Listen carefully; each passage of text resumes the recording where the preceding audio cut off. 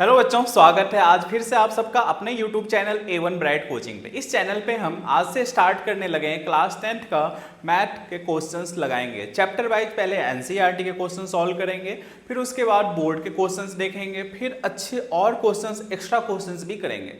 तो उम्मीद करता हूं कि आपको हर चीज़ें यहाँ पे कॉन्सेप्ट वाइज सीखने को मिलेगा। आप एनसीईआरटी के बुक के भरोसे नहीं रह सकते हो पेपर के अंदर, हाँ, लेकिन आप एनसीईआरटी को छोड़ भी नहीं सकते हो। जब तक आपको एनसीईआरटी के कॉन्सेप्ट नहीं क्लियर होंगे तब तक आप बोर्ड के क्वेश्चंस भी नहीं लगा सकते हो। तो पहला स्टेप तो यही होगा हमारे कि हम एनसीईआरटी के क्वेश्चंस करेंगे, फिर उसके बाद प्रीवियस ईयर के क्वेश्चंस से ट्रेंड समझ लेंगे कि बोर्ड किस टाइप के क्वेश्चंस हमसे पूछता है, फिर उसके बाद अगले टॉपिक पे जाएंगे। तो आज स्टार्ट करते हैं। हमारा पहला चैप्टर एनसीईआरटी का रियल नंबर है। रियल नंबर को जानने से पहले हम इसमें समझ लेते हैं कि हमारे पास कुछ टर्म्स हैं। जैसे पहला टर्म देख लिया, नेचुरल नंबर। नेचुरल नंबर क्या होता है?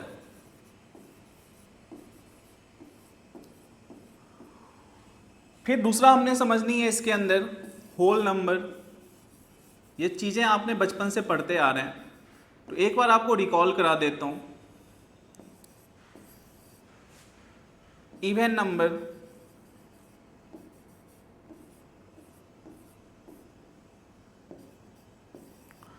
को प्राइम,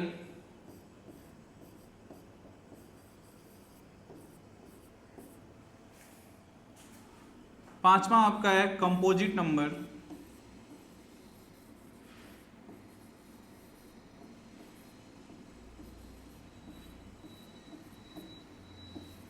छठा है आपका प्राइम नंबर,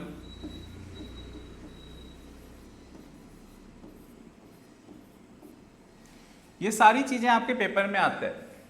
तो नेचुरल नंबर हमें पता है कि नेचुरल नंबर हमारा कहाँ से स्टार्ट होता है। तो नेचुरल नंबर आपका स्टार्ट होता है 1 से, 2, 3, 4, ये सारे इसके बाद जो नंबर आते हैं वो हमारा नेचुरल नंबर होता है। होल नंबर 0 से स्टार्ट होता है, 0, 1, 2, 3, 4, ये हमारा होल नंबर हो गया। इवन नंबर हम उसे बोलते हैं जो 2 के टेबल में आता है, 2, 4, 6, 8, ये सारे इसके बाद इन्फिनाइट नंबर्स तक हमारा इवन नंबर हो गया। इसी में आता है आपको ऑड नंबर भी याद रखनी है। तो ऑड नंबर हम किसे बोलेंगे? जो 2 के टेबल में नहीं आता है, 1, 3, 5, 7, 9, ये हमारा ऑड नंबर हो गया। को प्राइम नंबर, जिसके बीच में 2 नंबर है और दोनों के बीच में कोई कॉमन फैक्टर ना हो, no common factor.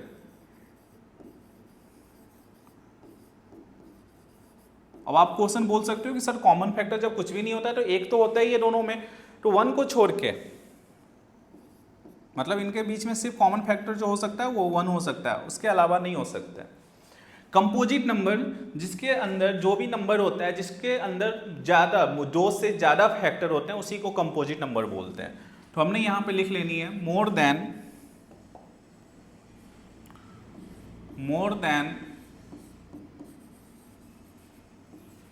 2 factor. For example आपसे पूछ लेगा स्मॉलेस्ट कंपोजिट नंबर क्या होता है, तो आप बताओगे 4। 4 के एक फैक्टर क्या हो गया? 1, दूसरा फैक्टर 2 हो गया और एक 4 अपने आप हुआ। तो यहाँ पे 3 फैक्टर आ रहे हैं, मतलब मिनिमम 2 होने चाहिए। 2 से ज़्यादा नंबर जो होंगे जिनके फैक्टर होंगे उसी को हम कंपोजिट नंबर बोलते हैं। प्राइम नंबर, जो नंबर अपने आप से डिवाइड हो, स्टार्ट 2 से होता है, 3 से होता है, 5 से होता है, 7 से होता है, 9 नहीं लिखना है आपने। 9 प्राइम नंबर नहीं है क्योंकि 9 के फैक्टर हो जाते हैं 3 × 3, तो वो नहीं लेनी है। फिर उसके बाद 11 होगा, जिसका खुद का ही नंबर उसको डिवाइड कर सके और कोई और नंबर के फैक्टर हम नहीं निकाल सकते हैं, उसे हम क्या बोलते हैं? Prime number. तो ये इंपॉर्टेंट कुछ कॉन्सेप्ट हैं जिससे अब हम एक्सरसाइज के क्वेश्चन से स्टार्ट करेंगे। लगे अपना पहला एक्सरसाइज। तो फर्स्ट एक्सरसाइज 1.1 का फर्स्ट क्वेश्चन देखो आप। Express each number as a product of its prime factor. हर एक नंबर को हमें एक्सप्रेस करना है और ये एक्सप्रेस करना है कि वो नंबर प्राइम फैक्टर हो। तो प्राइम फैक्टराइजेशन मेथड, ये बेसिकली आपके छोटे क्लास के क्वेश्चंस हैं। पहला क्वेश्चन जब देखोगे तो यहाँ पे क्या लिखा हुआ है? 140। 140 का बेसिकली हमने फैक्टर निकालनी है। तो 140 का फैक्टर जब निकालोगे आप तो 2 से जाओ सबसे पहले, क्योंकि लास्ट में 0 है। 2 7 जा 14, 0, फिर 2 से 35, फिर 5 से 5 7 जा 35, 7 1 जा। तो यहाँ पे बेसिकली हम 140 की जगह लिख सकते हैं 2 इंटू 2 इंटू 5 इंटू 7। इसी तरह से हमें हर एक नंबर को एक्सप्रेस करना है। सेकेंड क्वेश्चन आप देख लो, 156, इसके फैक्टर निकालेंगे। 2 7 जा 14, 2 8 जा 16, 2 3 जा 6, 2 9 जा 18। फिर अब ये 2 से आएगा नहीं क्योंकि लास्ट में 9 है और 9 हमारे 2 के टेबल में नहीं आते हैं, तो प्लस करके देख लेते हैं। 3 और 9 12 आ रहा है, डैट मीन्स ये 3 के टेबल में आएगा। 3 1 जा 3, 3 3 जा 9। अब हमें 156 को कैसे रिप्रेजेंट करेंगे, तो 2 इंटू 2 इंटू 3 इंटू 13, ये इसका आंसर हो गया। तो इसके एक पार्ट मैंने आपको यहाँ बता दिया, 2 पार्ट यहाँ पे बता दिया। ये पार्ट आपने होमवर्क कर लेना है, ये भी पार्ट आपने होमवर्क करनी है और ये भी ट्राई करना है, ठीक है। तो आपको फैक्टर इसी तरह से करनी होती है क्वेश्चंस को, कि कौन से नंबर किस टेबल में आते हैं, उस हिसाब से ब्रेक करते गए और जस्ट एज इट इज जो नंबर है उसके हिसाब से उसको हमने लिख दिया। Move to our next question. Find the LCM and HCF of the following pair of integers and verify that LCM into HCF equal to product of two numbers। अब ये यहाँ से अच्छे क्वेश्चंस हैं कुछ। पहला क्वेश्चन देख लो, पहले इस कॉन्सेप्ट का 26 है और आपके पास 91 है। सबसे पहले आपने इसका फैक्टर निकाल लिया जैसे पिछले क्वेश्चन में किया था। 2 से करेंगे 13, 13 से 1 जा, इसको 9 और 1 10 है, 2 के टेबल में आएगा नहीं, 7 के टेबल में आएगा। 7 1 जा 7, 9 में से 7 गया 2, 21, 7 3 जा 21, 13 1 जा। दोनों नंबर को मैंने एज इट इज लिख लेना है। 26 इक्वल टू 2 इंटू 13, 91 को लिख लेंगे हम 7 इंटू 13। अब यहाँ पे ध्यान देना कि आपको जब HCF निकालनी है तो HCF इक्वल टू, HCF में हम क्या देखते हैं, जो दोनों नंबर होता है इसमें हम कॉमन देखते हैं कि हमारे पास कॉमन क्या है। तो 13 यहाँ पे भी है और 13 यहाँ पे भी है, तो कॉमन क्या हो गया इन दोनों में, 13। तो HCF इसका क्या हो जाएगा, 13। LCM देखो, LCM में हम हाईएस्ट पावर देखते हैं। यदि कोई नंबर कॉमन भी है तो उसको हमने हाईएस्ट पावर लेना है। यदि दोनों में एक ही बार है तो एक ही बार नंबर लेनी। जैसे 13 दोनों में था तो हमने एज इट इज 1 टाइम्स ही लिखेंगे, और जो सिंगल नंबर होता है उसको भी लिखते हैं। तो यहाँ पे 2 बचा और यहाँ पे 7 बचा, इन दोनों को भी एक साथ हमने लिख देनी है। अब देखो 13 2 जा 26 इंटू 7, 7 6 जा 42, 4 कैरी, 7 2 जा 14 और 4 182। हमारे पास HCF आ गया, LCM आ गया। पहली पार्ट तो हमने निकाल लिया कि LCM और HCF हमसे पूछा था। फिर ये फॉर्मूला दिया है और ये आपको फॉर्मूला याद रखनी है, ये काफी इंपॉर्टेंट फॉर्मूला है। क्या है formula, LCM into HCF equal to product of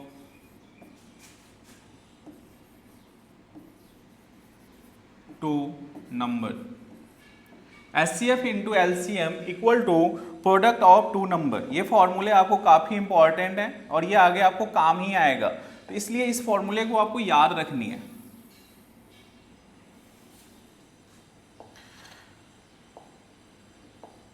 तो ये आपका इंपॉर्टेंट फॉर्मूला है।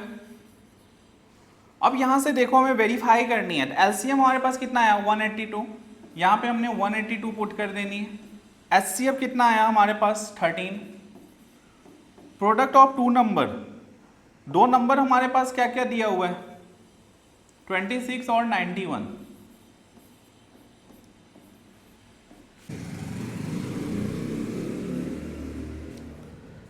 हमने क्या कर देना है, 182 और 13 आया तो 182 को 13 के साथ मल्टीप्लाई, 3 2 जा 6, 8 जा 24, 2 कैरी, 3 1 जा 3 2 5, 2 1 जा 2, 8 1 जा 8, 1 1 जा 1, 6 4 2 6, 8 5 13, 1 1 2।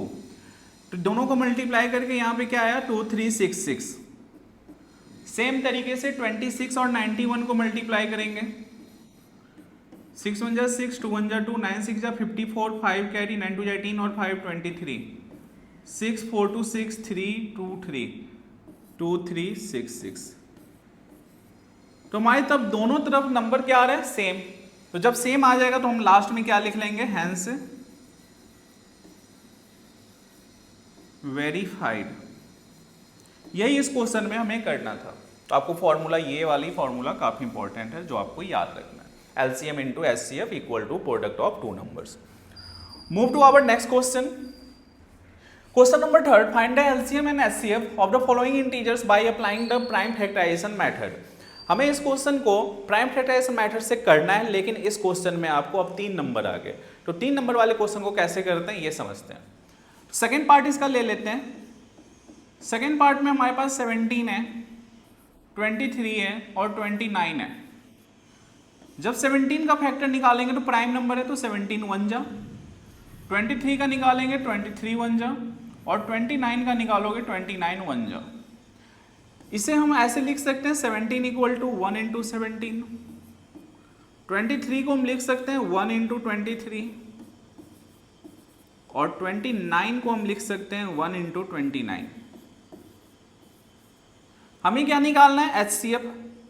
अब आप ध्यान देना, एचसीएफ इक्वल टू क्या होगा, इन तीनों में कॉमन, तो कॉमन नंबर इन तीनों में क्या है, 1, इसके अलावा कुछ भी नहीं है। तो हमने एचसीएफ की जगह क्या लिख लेनी है, 1। और एलसीएम जब हम लेंगे तो सारे नंबर लेते हैं।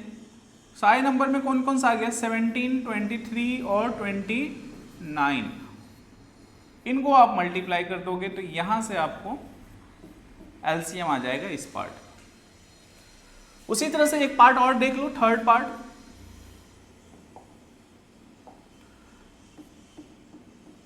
अब हमारे पास 8 है, 9 है और 25 है।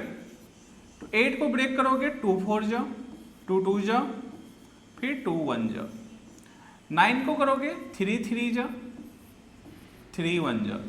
25 को करोगे 5 5 जा, 5 1 जा। मतलब तुम 8 को लिख सकते हो 2 इंटू 2 इंटू 2। 9 को तुम लिख सकते हो 3 इंटू 3, और 25 को लिख सकते हो तुम 5 इंटू 5। अब इसके एचसीएफ में क्या आएगा, कोई भी नंबर आपको यहां पे कॉमन दिख रहा है, नहीं। तो जब कोई भी नंबर कॉमन नहीं होता है तो हमारा एचसीएफ क्या होता है, 1।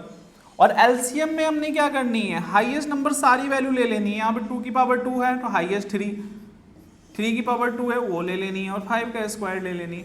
इन सबको मल्टीप्लाई कर दोगे, वो आपको एलसीएम दे देगा। क्लियर है। तो 3 नंबर में भी आपको दिक्कत नहीं होनी चाहिए। सेम तरीके से हम 3 नंबर वाले क्वेश्चंस को भी करते हैं। अब आता है हमारा अगला क्वेश्चन। अब देखो यहां पे इस क्वेश्चन को आप कैसे सॉल्व करोगे।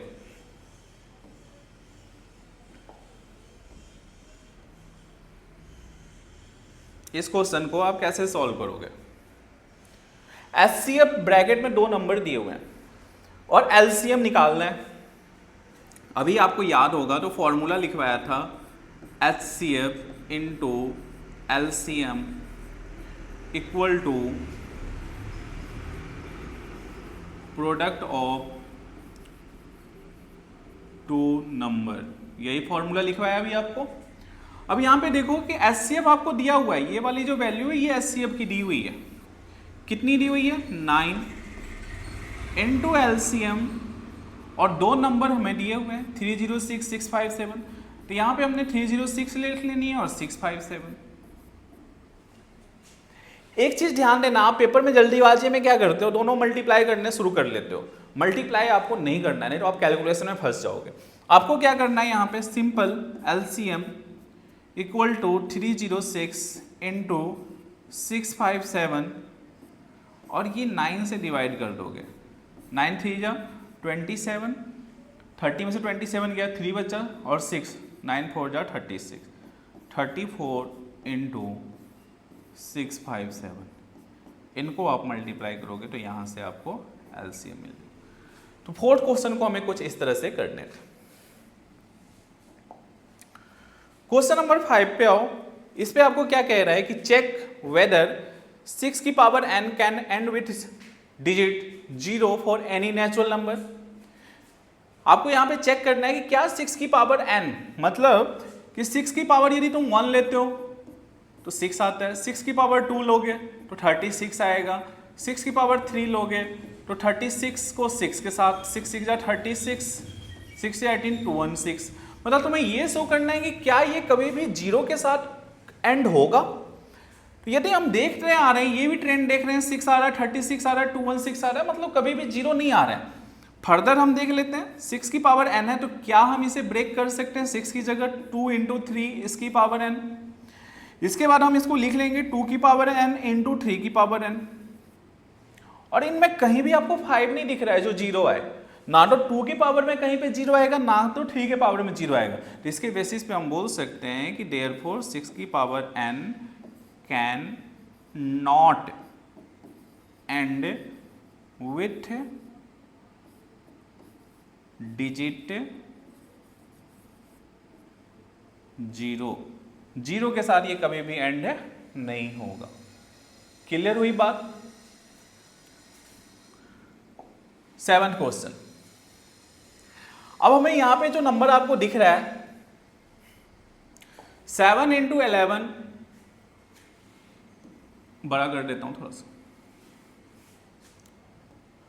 7 into 11 into 13 plus 13 and 7 into 6 into 5 into 4 into 3 into 2 into 1 plus 5 are composite number. अब आपके लिए कंपोजिट नंबर कोई नया टर्म नहीं है, अभी आप पीछे पढ़ के आए हो कंपोजिट नंबर क्या होता है। यहां पे अभी आप देख के आए हो कि कंपोजिट नंबर हम किसे कहते हैं, जिसके 2 से ज्यादा फैक्टर हो। तो हमें इसमें वही चेक करना है कि क्या इसके 2 से ज्यादा फैक्टर हैं। तो देख लेते हैं। पहला नंबर देखो यहां पे 7 है, इंटू 11 इंटू 13 प्लस 13, इन दोनों में कॉमन क्या है 13 बाहर निकाल लिया। 7 इंटू 11 और यहां से भी 13 बाहर निकला, यहां से भी बाहर निकला, 13 यहां से बाहर चला गया, यहां से बाहर जाएगा तो क्या आएगा 1। अब कई बार मैं बच्चों को गलती करते हुए देखता हूं, वो 11 और 1 को प्लस कर देते हैं। वो नहीं करना है आपने, पहले मल्टीप्लाई करते हैं फिर प्लस करते हैं। तो 11 7 जा 77 प्लस 1 तो 13 इंटू 78, और 78 के तो ऑब्वियसली है कि 2 से ज़्यादा फैक्टर होंगे। देयरफॉर ये वाला जो नंबर हुआ ये हमारा क्या हो गया, कंपोजिट नंबर। इसे हम बोल सकते हैं, क्यों, रीजन हम लिख सकते हैं मोर देन 2 फैक्टर्स, इसीलिए ये कंपोजिट हुआ। दूसरा नंबर चेक करते हैं। यहां पे हमारे पास 7 है, 6 है, 5 4 3 2 इंटू 1 प्लस 5। अब यहां पे कॉमन नंबर क्या है, 5 यहां भी है, 5 यहां भी है, 5 बाहर निकाल लिया। 7 इंटू 6 42, 4 3 जा 12, 12 2 जा 24 इंटू 1, और 5 यहां से बाहर चला गया तो 1 आ गया। 5 इन दोनों को मल्टीप्लाई करोगे तो वो आएगा आपको 1008 प्लस 1, इनको प्लस किया तो 5 इंटू 1009, और इसके भी 2 से ज़्यादा फैक्टर होंगे। तो जब इसके भी 2 से ज़्यादा फैक्टर हैं तो ये भी नंबर हमारा क्या हो गया, कंपोजिट नंबर। तो यही आपको शो करना था कि इनके भी नंबर कंपोजिट नंबर कैसे कहलाएंगे। क्लियर है अब आपको कि क्वेश्चन को आप कैसे कंपोजिट नंबर बोल सकते हो। और ये इंपॉर्टेंट क्वेश्चन है, इसको लिख लेना, ये पेपर में आता है बोर्ड के अंदर। आज के एक्सरसाइज का last question, there are a circular path around a sport field, Sonia takes 18 मिनट। सोनिया जो है वो कितना टाइम ले रही है, 18 minutes to drive 1 round, while Ravi takes 12 minutes. Ravi जो है वो कितना टाइम ले रहा है, 12 minutes. Suppose they both start at the same point and at the same time and go in the same direction, after how many minutes will they meet। जब भी आपको क्वेश्चन में मीट वर्ड लिखा हो तो मीट वर्ड से समझ जाना है कि आपको क्वेश्चन में क्या निकालना है, एलसीएम। तो इन क्वेश्चन में भी हमें इन दोनों का क्या निकालेंगे, एलसीएम, और इससे हमें पता चल जाएगा कि एक्चुअली वो कब मीट कर रहे थे। तो 18 का एलसीएम निकाल फैक्टर कर लो और 12 का फैक्टर कर लो। 2 से 9, 3 3 जा, यहाँ पे 2 से 6, 2 3 जा, तो 18 की जगह पे हम लिख सकते हैं 2 इंटू 3 इंटू 3। 12 की जगह भी हम लिख सकते हैं 2 इंटू 2 इंटू 3। क्लियर हुआ? अब यहाँ पे हमें एलसीएम निकालनी है, एचसीएफ नहीं। तो एलसीएम में हम क्या देखते हैं, देखो ध्यान से समझना, 2 यहाँ भी है, 2 यहाँ भी है, लेकिन यहाँ 2 1 बार है, यहाँ 2 कितनी बार है, 2 बार। तो हमने कौन सा 2 लेनी है जिसकी पावर हाईएस्ट हो, तो हमने 2 बार 2 टाइम्स वाली 2 लेनी है। उसी तरह से 3 देखो यहाँ भी है, 3 यहाँ भी है, 3 यहाँ पे कितनी बार, 2 बार, यहाँ कितनी बार है, 1 बार। तो हमने कौन सा लेना है जिसमें 3 की पावर 2 हो। 2 2 जा 4, 3 3 जा 9, 9 4 जा 36। 36 मिनट के बाद ये दोनों क्या होंगे, एक ही पॉइंट पे, एक ही जगह पे मिलेंगे। तो ये हमारे पास आंसर हुआ। तो ये कुछ अच्छे क्वेश्चंस थे एक्सरसाइज 1.1 के रियल नंबर के। आपको इसके सारे पीडीएफ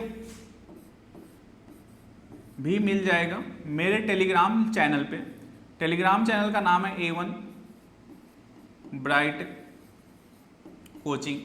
आप इसे यदि सर्च करोगे तो आपको पर डे क्लास का वहाँ पे पीडीएफ मिल जाएगा, वहाँ से आप डाउनलोड करके अच्छे से समझ सकते हो। एक्सप्लेनेशन मैंने आपको समझा दिया है। उम्मीद करता हूँ आपको बेटर तरीके से एक्सरसाइज 1.1 समझ में आया होगा। फिर हम अगले वीडियो में मिलते हैं 1.2 पे। तब तक के लिए thank you and have a nice day.